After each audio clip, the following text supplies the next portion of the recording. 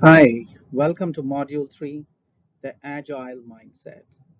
I'm Dr. Prabhakar Gantasala, Associate Dean, School of Business, Southern Connecticut State University. Today I'll be discussing Module 3, the Agile Mindset. What are the learning objectives for Module 3? We want to understand growth versus a fixed mindset, and what are the principles that showcase, reinforce a growth mindset over a fixed mindset. The second learning objective for Module 3 is how do Agile leaders build a culture of learning and innovation? Extremely important for an organization to get started having a growth mindset with all employees, stakeholders, teams having the same growth mindset. It's also extremely important that we build, as Agile leaders, an organization that has a culture in support of learning and that fosters innovation, allows employees to take risk and make sure that great ideas can be transformed into products and services that serve customers better. So having stated our learning objectives, we go off to introducing what is growth mindset and how do we contrast and compare it with fixed mindset principles. Now, growth versus fixed mindset. Growth mindset has certain characteristics.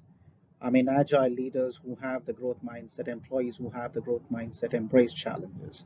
They're looking for opportunities to innovate. They're thinking outside the box. They're always exploring avenues that can actually help the organization realize its true potential. And therefore, embracing challenges is a mindset that agile leaders have. Of course, whenever you want to create something new, you want to start something innovative, you want to think outside the box, you want to challenge the status quo, you're going to face a lot of obstacles. But agile leaders who have a growth mindset persist through these obstacles. They do not give up, they're persistent, they can work their way out of these kind of roadblocks. They also can educate and reaffirm the naysayers and bring them onto their side, and that's how they can persist through obstacles is by procuring resources, by ensuring small victories that can reinforce and motivate the rest of the coalition to follow. And they persist through obstacle in spite of several setbacks that might happen through the pathway. They also view effort as a path to mastery, and they do not get disheartened. They are not discouraged by certain setbacks that might happen. That's what happens when agile leaders who embrace challenges persist through obstacles, view efforts as a path, and eventually they get there in terms of realizing their vision. The case study is again Microsoft's transformation. The CEO Satya Nadella changed the culture from know it all, as if everybody knew it and as if Microsoft had the answers for everything and they knew it better than anybody else. Satya Nadella changed that know it all kind of culture to learn it all, which encourages learning, viewing setbacks as learning opportunities, embracing open communication as well, rewarding curiosity, recognizing employees' ability to work outside the box, and the willingness and adaptability to change. And also, Satya Nadella's Learn It All culture promotes empathy towards employees, towards stakeholders, towards customers. The result of which this transformative cultural change earned 300% stock price increase for Microsoft. Employee engagement improvement resulted at Microsoft. Employees felt more engaged. What could be the pitfalls of having a fixed mindset? On the contrary, they avoid challenges, they give up easily, and that can be debilitating for companies. Organizations stop growing, they cannot stay sustainable, they cannot stay competitive, and they lose the ability to be resilient. You don't want something like that to happen to your organization, and that's why it's essential for agile leaders to create that growth mindset both for themselves and for the team members and employees that they interact with and they lead. And if you did that, you have a very good chance of leading your organization through an environment which can be volatile, uncertain, complex, and ambiguous. It's very important that you also watch this video called The Power of Believing Yourself. It's a TED Talk on YouTube channel available. so that you can understand how you can work through a thinking process, conditioning your mind to have a growth mindset rather than be rigid and have a very fixed mindset as if you knew it all. So Satya Nadella's case of agile leadership, very transformative leadership at Microsoft, reiterates the point that having a growth mindset can only help be a good leader. In this case, Satya Nadella showcased his leadership qualities, and his leadership and his vision actually transformed Microsoft to be a transformative company. The ability of Microsoft being willingness to adapt, explore avenues, think outside the box, and grow as an organization. The real world mindset is very important. Like Google, for example, has this 20% time policy where they afford, employees to work on their own personal projects, and they give up to 20% of that time. So this actually has been very helpful for Google in creating plenty of innovative products and services. Gmail was developed with that kind of approach of 20% time given to employees to work on personal projects. AdSense creation, where free service that allows publishers to earn money by displaying ads on their content. That's another success story with this 20% time approach where employees could work and create something new. And that's pretty much a real world mindset impact that Google supported. Adobe's Kickbox Innovation Program. It's a six-step process that shows entrepreneurs the most effective ways to bring their product to the market. Now, Adobe's Kickbox Innovation Program is an initiative that encourages employees to generate, prototype, and test new ideas by providing them with a physical kickbox containing sometimes a set of instructions, maybe notebooks, a little amount of funding as well. That could be like a prepaid credit card and other required tools that help them develop and test their product ideas.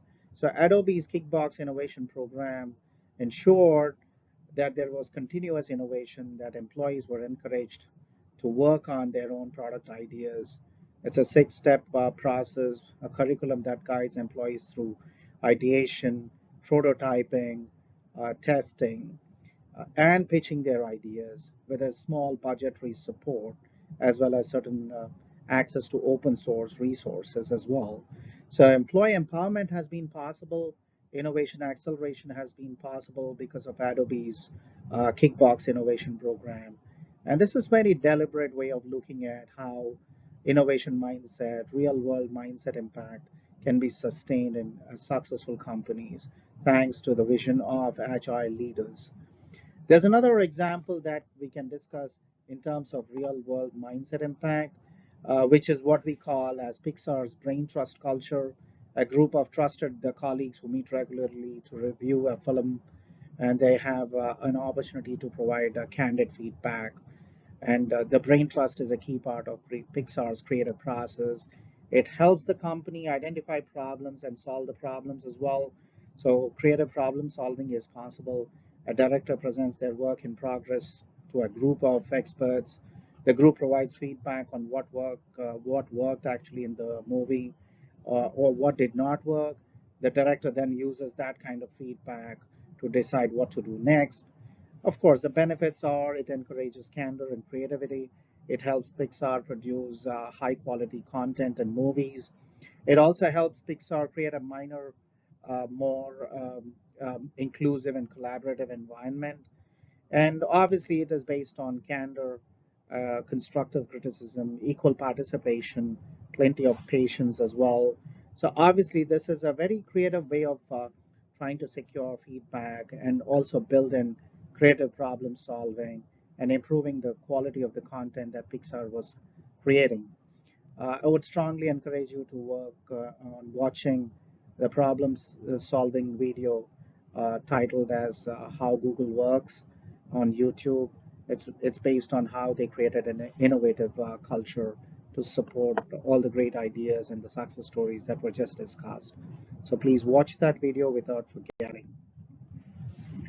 Now, as an agile leader, you're also having the charge and responsibility of building a learning culture. And what are the key elements of building and creating a culture that supports learning? that facilitates learning. The first and foremost element of building a learning culture is the ability to offer an agile leader to create psychological safety in terms of creating open feedback systems, having that open communication always, and building that kind of trust that ensures psychological safety. It's only when you have that kind of trust, the psychological safety, and open communication that you're willing to share your knowledge, whether it's tacit knowledge or certain times explicit knowledge. And that helps in building and learning from each other, both at the individual level and also the social learning aspects. Knowledge sharing, as I just mentioned, Toyota's Yokoten practice is a classical example where its best practices are being shared across an organization, essentially meaning the company actively encourages sharing of ideas, processes, improvements across different departments, and even plans within the organization, which makes sure that everybody in the organization has an opportunity to continuously learn, improve, and also make sure that they apply whatever they have learned to improve operations. It's a core element of Toyota production system, and obviously it's focused on horizontal knowledge transfer rather than the conventional top-down kind of approach or directions that people are used to receiving. So the Yokotan practice of knowledge sharing is another key aspect that agile leaders can follow towards creating a learning culture that's so essential for organizations to be competitive, stay sustainable, and also remain resilient. Experimentation, another key aspect of building a learning organization. Agile leaders are not shy or not afraid of experimenting. Like, for example, Amazon's day one philosophy. It's a culture and an operating model that puts customers at the center of everything Amazon does. They obsess over customers, make high quality, high velocity decisions, embrace external trends, and resist any kind of proxies. And that kind of willingness to experiment is essential for building a learning culture where people are encouraged to take a measured level of risk, try out new things, are not afraid of failing, and are appreciated for any innovative outside the box thinking that they bring to the table. So these are the responsibilities of an agile leader, the building of the learning culture. And how do they do it?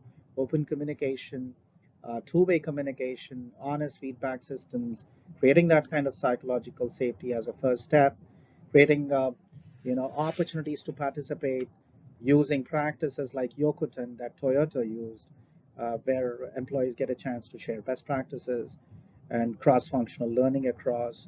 And then, of course, the kind of risk-taking propensity that an organization can provide for employees to experiment, to try something different, to try something outside the box, and the willingness to tolerate errors or mistakes, and the willingness to create a culture where failures are looked upon as learning experience as well.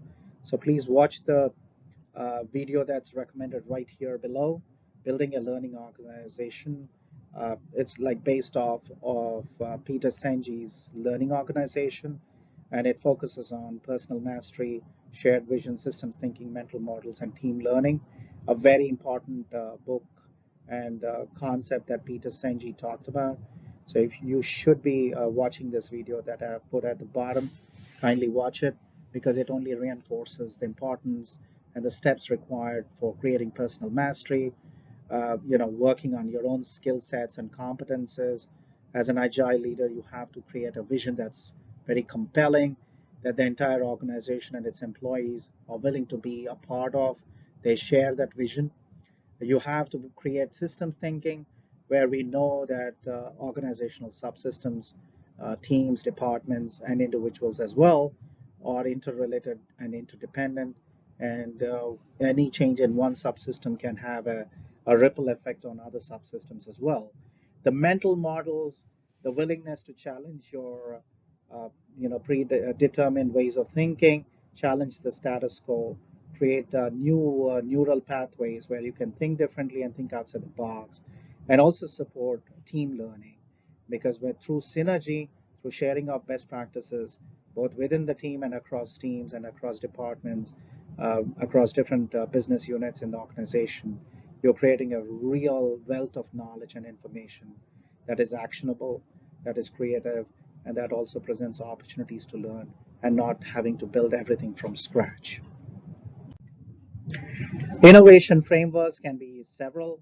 We have three different innovation frameworks that we are discussing here today. The first one being design thinking. The best example that I can possibly give is even the School of Business having a Life Design Academy, where we have our undergraduate student and graduate students being registered into the Life Design Academy. They meet with the student success coach, do a reflection piece, carry on with the Myers and Briggs type indicator, the predictive index to assess their own personalities, to determine who they are, what their inclinations are, to also create a pathway with the student success coach for year one of their college study, and also make sure that they define what value systems that they would want to pursue, what pathways, what strategies would take them to achieving their goals that they set forth for the first year. And Life Design Academy also ensures that students are aware of all the resources, of all the great activities and initiatives at the School of Business, and also make sure that if they immerse themselves in these platform activities and academy activities, they earn micro credentials as well.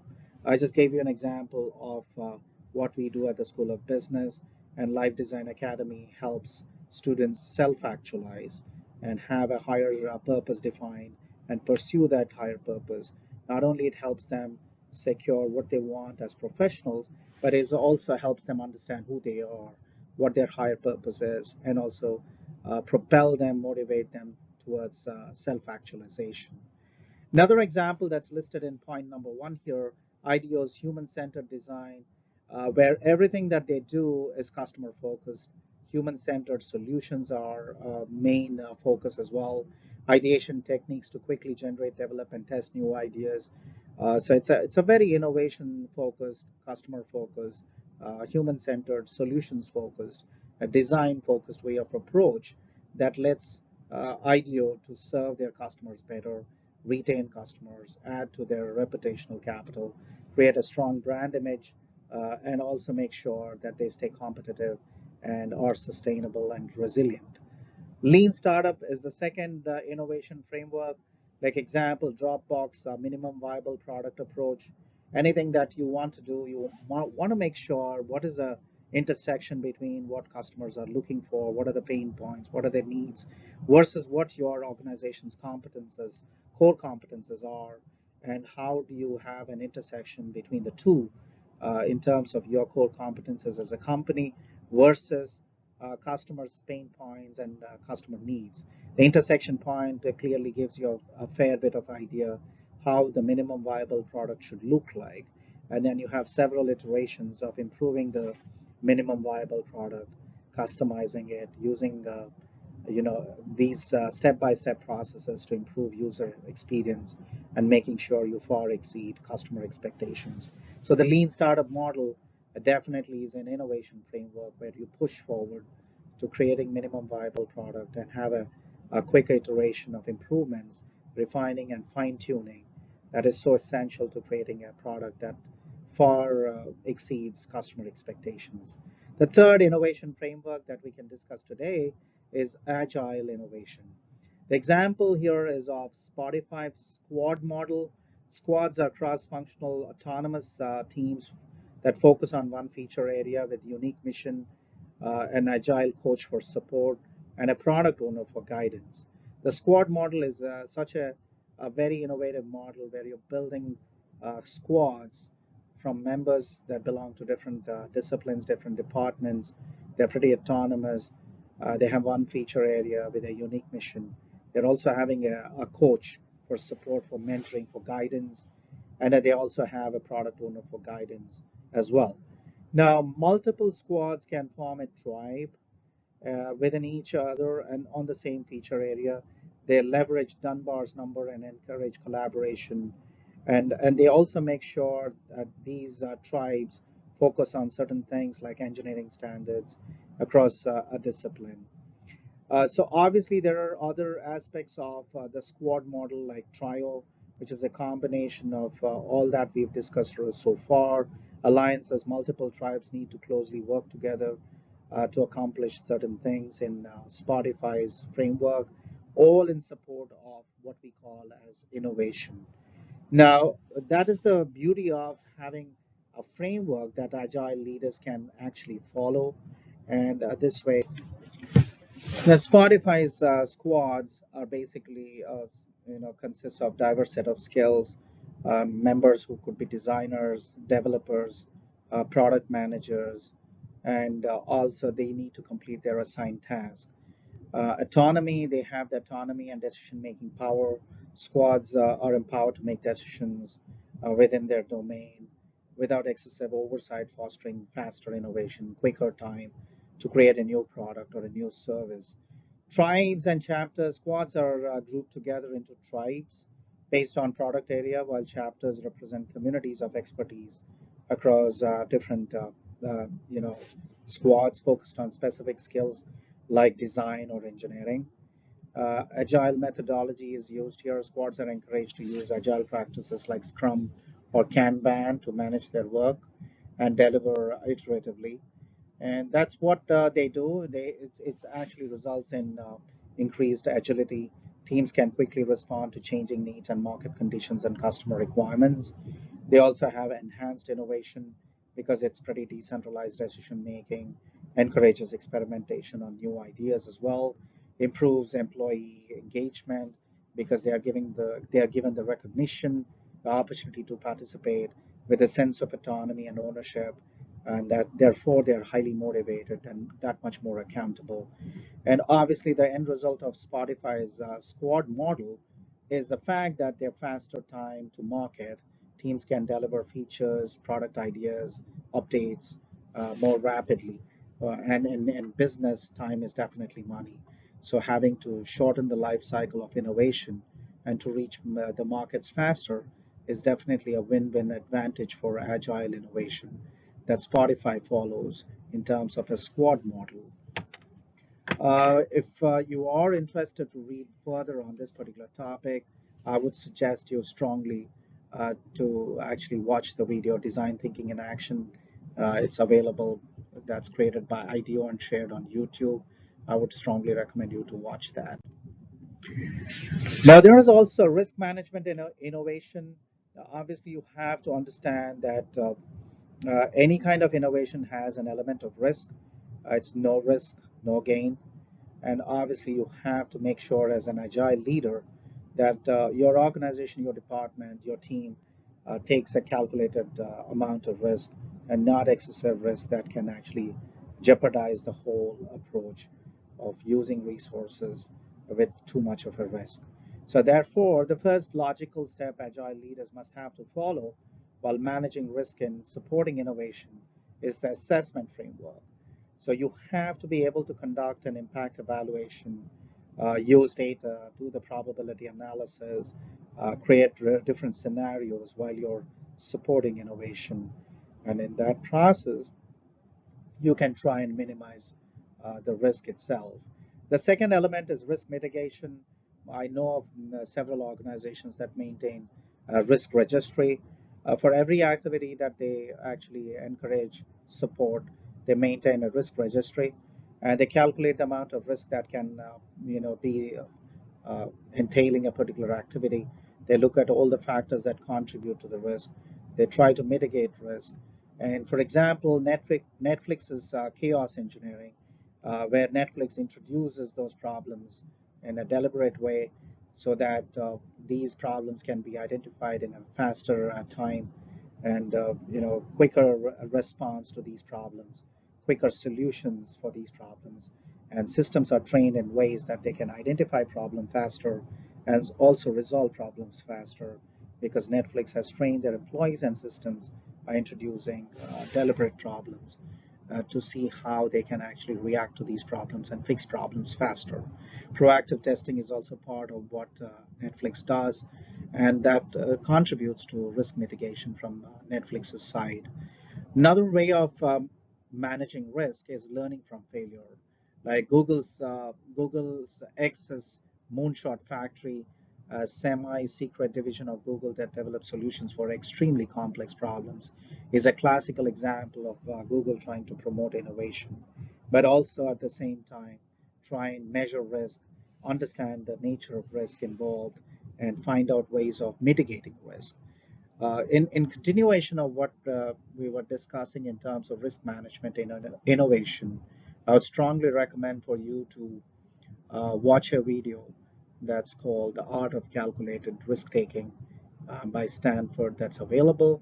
And so obviously you can watch that specific video, which talks again about the importance of assessment of risk, uh, creating that kind of impact evaluation, collecting data, carrying out a probability analysis, planning for different scenarios, and then figuring out ways of how do we mitigate risk as an organization by trying to be prepared, by testing ahead of time, like how Netflix does, and in the process you mitigate as much risk as you can, and also learning from failure, like what Google does with its Moonshot Factory, a semi-secret division where they have extremely complex problems that are being addressed with extremely sophisticated solutions.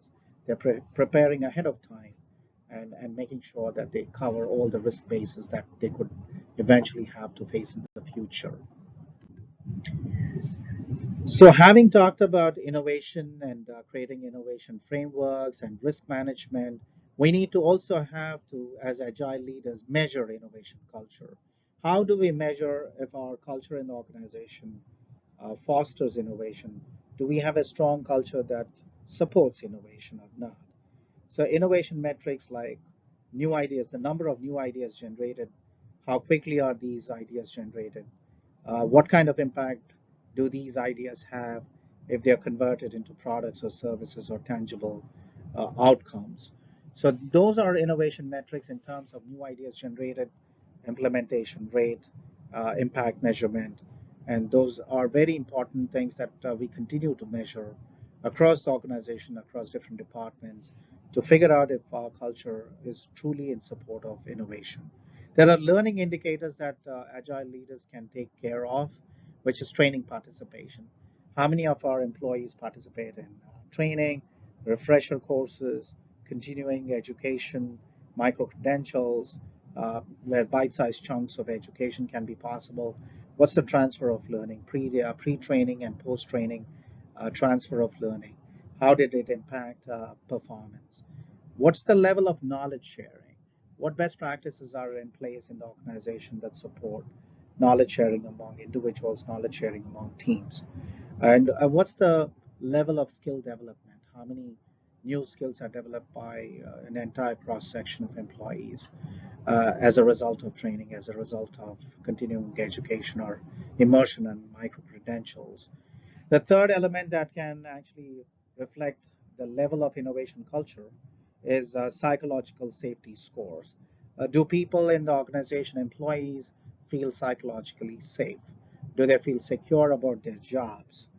Do they engage that much more intensely in participation in terms of innovation, in terms of doing new things, or pursuing goals, or ensuring that new benchmarks are set in terms of performance expectations?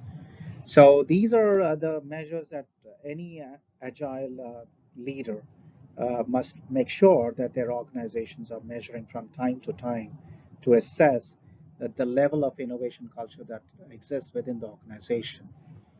I would strongly encourage you to watch Measuring Innovation Culture as a video from McKinsey that's available on YouTube that specifically addresses McKinsey's approach in generating a list of metrics that agile leaders must use to measure the innovation culture that persists in an organization. So it's a very interesting video. You have to watch that, and I strongly recommend that.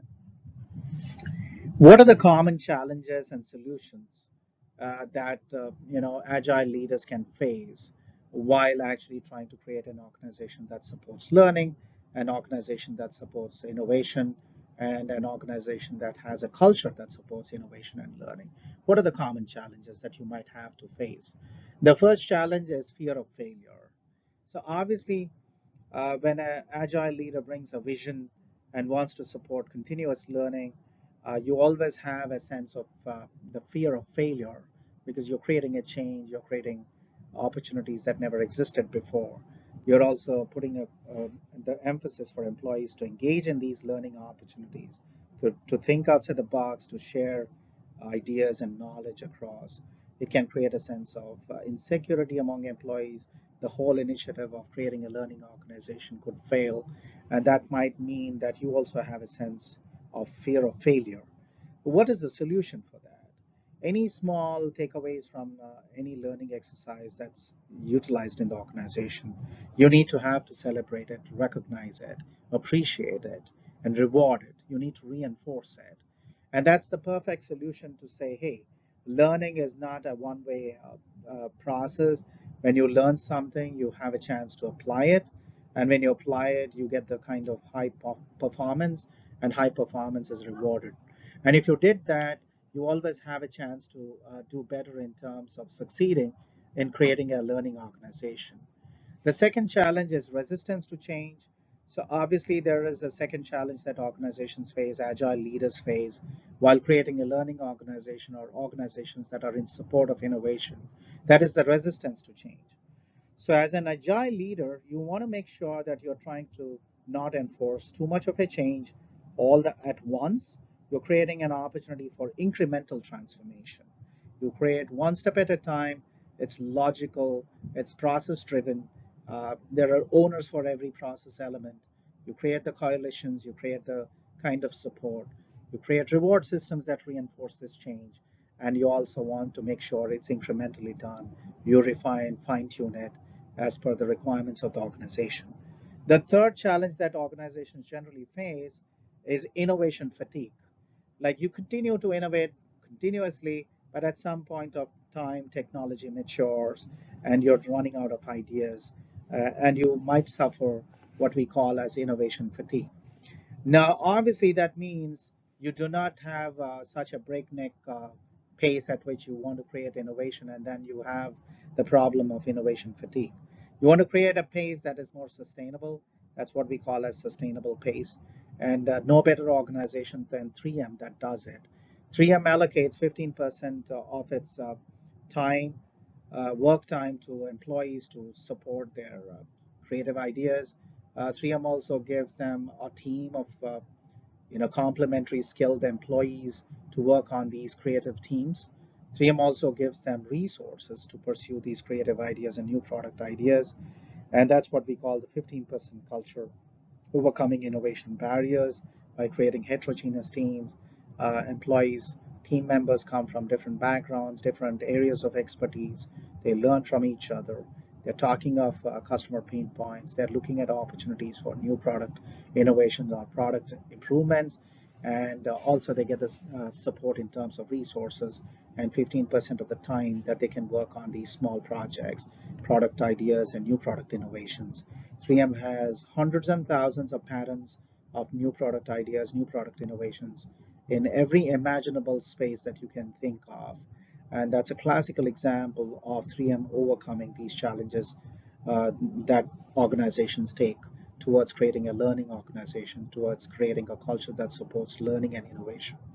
They do not have the fear of failure. They celebrate success.